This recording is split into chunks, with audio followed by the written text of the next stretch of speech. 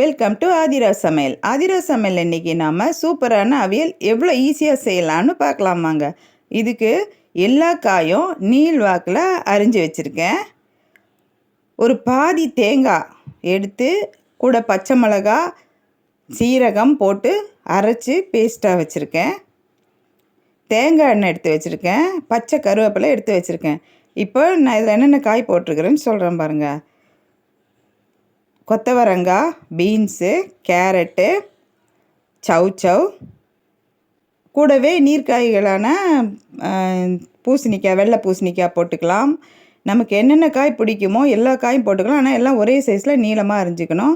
முக்கியமாக கருணக்கிழங்கும் வாழைக்காயும் அவியலுக்கு ரொம்ப ருசியை சேர்க்கும், அதை சேர்த்துக்கணும். இப்போ எல்லா காயும் அரிஞ்சு போட்டாச்சு. அது கூட கொஞ்சம் மஞ்சத்தூள், தேவையான அளவுக்கு உப்பு போட்டு நல்லா பாத்திரத்தில் இப்படி குலுக்கி ஸ்டவ் பற்ற வச்சு அதில் வச்சுக்கலாம். இதில் லைட்டாக காய் முங்குற அளவுக்கு லைட்டாக தண்ணி ஊற்றிக்கலாம். தண்ணி ஊற்றி வேக வச்சுக்கலாம்.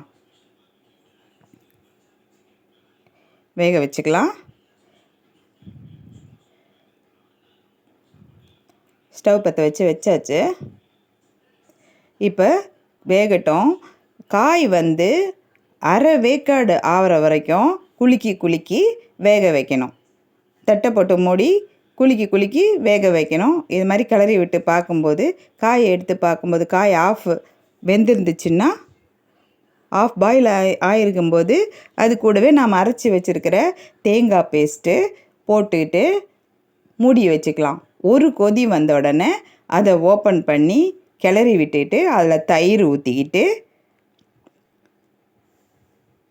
1/2 லிட்டர் தயிர் வாங்கி வச்சுக்கலாம், ஊற்றிக்கலாம்.